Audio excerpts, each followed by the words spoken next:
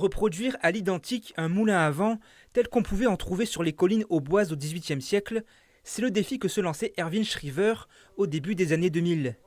Niché au cœur du parc naturel régional de la Forêt d'Orient, le moulin de Doche s'est imposé comme un site touristique incontournable. Ce moulin a été reconstitué de A à Z avec des bois, des forêts aux alentours en 2004-2006. Et depuis, il tourne régulièrement avec des bénévoles. C'est un site qui est vecteur d'affluence et qui a trouvé ses lettres de noblesse depuis de nombreuses années par les nombreuses animations qui ont été portées et par tout le volet pédagogique aussi qui est développé ici. J'ai tendance à dire que la commune de Doche est plus connue par son moulin que par la commune elle-même. Entre 2018 et 2022, ce sont plus de 70 000 visiteurs qui sont venus jouer aux apprentis meuniers. Seulement voilà, depuis 2 ans, les voiles ne tournent plus, le moulin est à l'arrêt. Son arbre moteur, pièce maîtresse du mécanisme, a subi les ravages du temps. La force du vent fait tourner les ailes, la surface des toiles fait tourner l'arbre moteur, et l'arbre moteur transmet le mouvement sur un pignon démultiplié, comme vous le voyez là, pour faire tourner les meules à 80 tours minute. On est un des rares moulins en France encore à avoir un arbre en bois, avec l'inconvénient que tous les 30 ans, il y a de la pourriture interne dans la tête de l'arbre, et donc on a des risques de rupture, comme à Valmy il y a 2 ans, tout est tombé. Donc on ne voudrait pas que la même chose se produise ici. Depuis 2 ans, on a arrêté de faire tourner les ailes par crainte de rupture mécanique. Le nouvel arbre moteur sera installé d'ici une quinzaine de jours. Les ailes devront au préalable être déposées par une grue, un chantier évalué à près de 58 000 €, bien au-delà des moyens de l'association en charge du site. Pour finaliser le projet, les moulins à vent champenois en appellent au public. On a des partenaires financiers comme le département, certaines fondations patrimoine ou Fondation des Moulins de France qui nous aident, qui nous permettent d'avoir déjà pu entamer ce chantier, payer au moins déjà le bois pour faire la construction de ce nouvel arbre moteur. Mais il nous manque toujours un petit financement, donc on a lancé une cagnotte depuis le 4 janvier. En contrepartie, les gens peuvent aussi avoir, on a mis des contreparties, de la farine, un abonnement annuel au moulin, voilà, en fonction de ce que les gens offrent comme financement. La cagnotte participative sera ouverte jusqu'au 5 mars. Si tout va bien, les voiles tourneront de nouveau à la force du vent pour la réouverture publique prévue au printemps.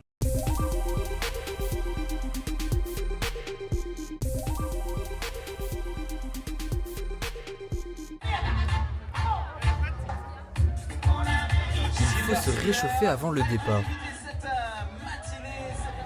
Pour la 4e fois, la Noctirun est une démonstration de solidarité. On court contre les violences faites aux femmes. Donc l'idée, tous les coureurs portent le numéro national, le 3919 dans le dos, ce qui permet de communiquer sur le numéro d'appel d'urgence et puis aussi de soutenir l'association informelle avec un relevé de fonds financiers qu'on fait pour les aider dans leur action au quotidien. Louis Vincent, force!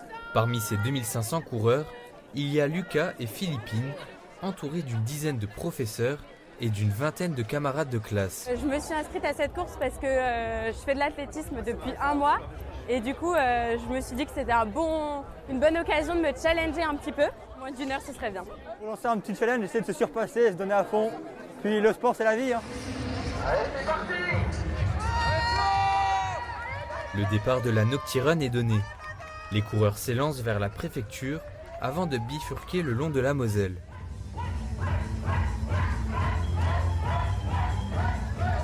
Un seul mot d'ordre, bonne humeur. Mais attention, nos 2 coureurs ne perdent pas leur objectif de vue. Alors là, on est à la moitié de la course. On vient de passer un passage un peu boueux, mais ça s'est passé sans problème. On va essayer de tenir jusqu'au bout. On est un peu plus de 7 km. C'est un peu dur, mais ça va. On tient le choc. Il reste beaucoup. Et l'arrivée, enfin, en musique évidemment. Vraiment, le dernier kilomètre était très dur, mais il y avait plein de monde pour nous encourager. Du coup, c'était vraiment super chouette et hyper sympa. Jusqu'au 5e kilomètre, ça allait. Puis après, 7e, il y avait des hauts, des bas. En temps non officiel, je suis à moins de 50, donc je suis fier de moi. Une édition réussie qui entraîne de plus en plus de coureurs chaque année. Alors l'objectif est lancé, 1000 coureurs de plus pour 2026.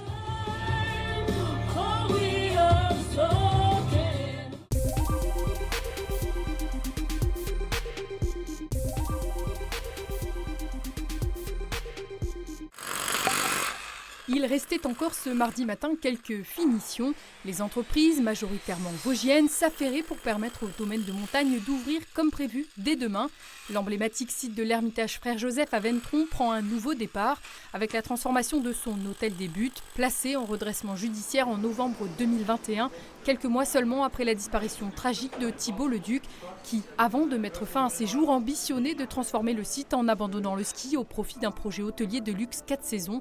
C'est désormais chose faite, mais à sa tête le propriétaire du domaine de la Klaus en Moselle, Alexandre Keff, et l'ex-dirigeant du parc Sainte-Croix, Pierre Singer.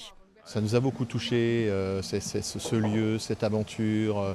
C'est une sorte de Far West vosgien en fait. C'est vrai que quand la famille Leduc est arrivée ici en 1922, c'est vraiment une sorte de Far West, quoi. Et ces gens qui allaient à ski, qui sont devenus champions. Enfin, il y a à la fois un lieu d'une beauté époustouflante, mais aussi beaucoup une âme qui règne ici. Les deux Mosellans ont investi près de 4 millions d'euros dans cet établissement qui compte 28 chambres et offre toutes les prestations de bien-être attendues dans un hôtel de ce standing.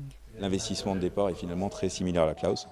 Ce qui fait que c'est quelque chose qu'on maîtrise, c'est quelque chose qui est connu maintenant, qui pouvait paraître à l'époque un peu surréaliste sur Montenac. On espère simplement répéter la chose ici et pourquoi pas connaître la même destinée. Classé pour l'heure 4 étoiles, il pourrait devenir dans les mois qui viennent le premier établissement 5 étoiles du département. On préfère démarrer doucement, gentiment. 4 étoiles, ce qui permet aussi au début de se roder, d'améliorer, d'avoir une phase de montée en puissance où on améliore les services, on améliore les process. Et on verra après ce que l'avenir nous dira, mais on répond d'un point de vue d'infrastructure à un cahier des charges un peu plus haut. Reste à apporter les services à la hauteur et ça, on n'est pas pressé. Des services qui devront donc évoluer pour passer le cap. Pour l'heure, pour faire fonctionner l'établissement dès son ouverture, ils seront entre 30 et 40 salariés. Reste encore en suspens l'avenir de la station de ski fermée depuis 2020 par arrêté préfectoral. Je suis convaincu qu'il faut redémarrer le télésiège, voire un téléski école. C'est plus à la nature de s'adapter à nous, c'est à nous de nous adapter à la nature. Il y a de la neige, il faut pouvoir skier, il n'y a pas de neige, on ne skie pas. Et pour ça, il faut trouver le bon modèle économique et c'est un modèle qui pour moi ne peut pas être porté par une entreprise parce que s'il n'y a pas de neige, c'est un crash assuré. Donc il faut trouver les bonnes volontés. Je pense que le modèle de moyenne montagne, et on le voit sur les Alpes actuellement, est plus centré sur un monde associatif. On souhaiterait vraiment que le télésiège refonctionne. Et c'est possible. Bon, bien sûr, il faudra mettre un petit billet quand même, 600 000 € à peu près. On souhaiterait aussi également, et là, ça sera dans les semaines à venir, vraiment se mettre autour de la table avec M. Keff, M. Singer, le département, la région et puis l'État, commune bien sûr, pour une ouverture possible fin 2025. Et cette station, ça sera du 4 saisons. Une délégation de services publics simplifiée pourrait être la solution, mais toutes les formes juridiques vont être à l'étude pour faire revivre en partie cette station emblématique. Les propriétaires du domaine de montagne ont eux encore d'autres projets. Le premier qui va aboutir dans les mois qui viennent, l'ouverture d'un hébergement supplémentaire, le chalet de montagne en réhabilitant la ferme de Riant, située à 2 km du site Frère Joseph.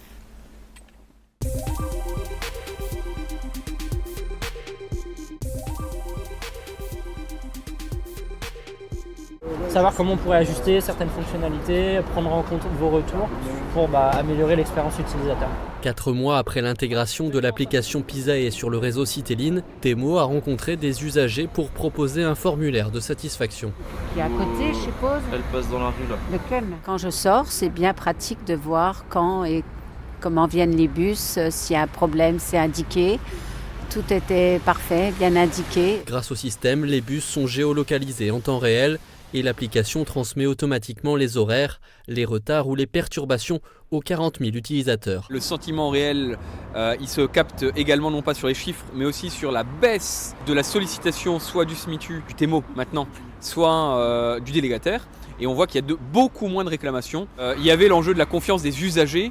Et le premier enjeu, c'était un slogan un peu lapidaire, mais faut dire quand on est mauvais autant que quand on est bon, et donc il fallait donner cette information. On voit aussi actuellement qu'on a une hausse des abonnements qui est quand même structurelle depuis plusieurs années, mais là qui s'accélère. Il nous reste à rétablir la confiance dans le réseau du transport du quotidien, et tout ça, ça passera par des acquisitions plutôt matérielles. Une vingtaine de nouveaux cars arrivent sur le réseau en ce début d'année.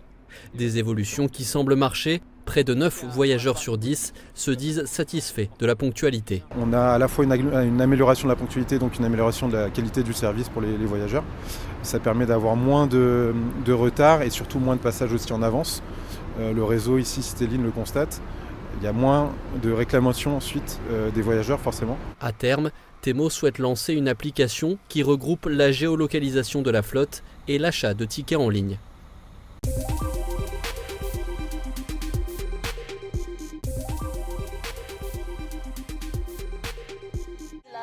C'est dingue ce qu'on est en train de vivre et ils ont rien, ils nous donnent tout et voilà. Au départ de la 20e saison de Pékin Express, des jumelles auboises, Amandine et Alison, les deux sœurs ont été sélectionnées parmi plus de 40 000 candidatures. Un rêve devenu réalité pour Amandine, grande fan de l'émission. Je sais ce que c'est, je connais le principe, mais je m'y voyais pas forcément y participer. Et moi, c'est plus un rêve pour moi. Et Amandine, c'est vrai que c'est son rêve et elle m'a toujours dit si je dois faire Pékin Express, c'est avec toi. Et puis moi aussi, je me voyais pas faire cette émission avec quelqu'un d'autre qu'elle. Et du coup, je lui ai dit ok, mais tu t'occupes de tout. Moi, je gère absolument rien. Pour participer à Pékin Express, les deux auboises ont dû mettre leur vie entre parenthèses. Amandine et Alison ont chacune 2 enfants âgés de 2 à 8 ans. L'une est chargée de communication digitale, la seconde est chef d'entreprise. C'est vrai que nos journées sont très intenses entre nos boulots, les enfants à gérer.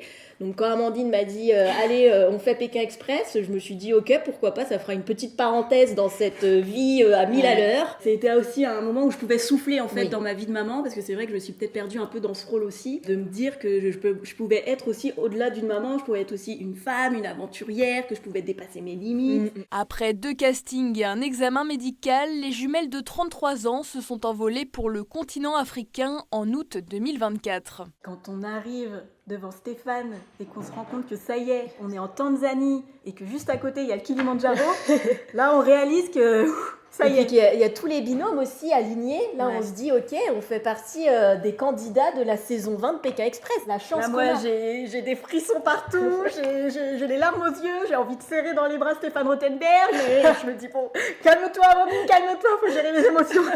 Une aventure sportive mais surtout mentale pour les deux sœurs. Nos enfants nous manquaient énormément, on pensait qu'à eux sans arrêt. Ouais, c'était ça le plus dur. Pour la 20e saison de Pékin Express, les binômes ont traversé 4 pays. La Tanzanie, le Mozambique, le Lesotho et l'Afrique du Sud. L'occasion de découvrir de nouveaux paysages et de nouvelles cultures. Ils ont rien mais ils donnent tout et ils donnent vraiment leur sourire. Et c'est ça qui nous réchauffait les cœurs. Les paysages sont extraordinaires. Et en fait, avec Amandine, dès qu'on voyait des éléphants, des girafes dans leur état naturel, on était mais en chiale, mais on pleurait en fait. On a tellement de chance de vivre ça. Le rêve de notre vie. Et du coup, c'est vrai que ça nous a rapprochés, on est encore plus liés qu'avant. Amandine et Alison comptabilisent plus de 17 000 abonnés sur leur compte Instagram.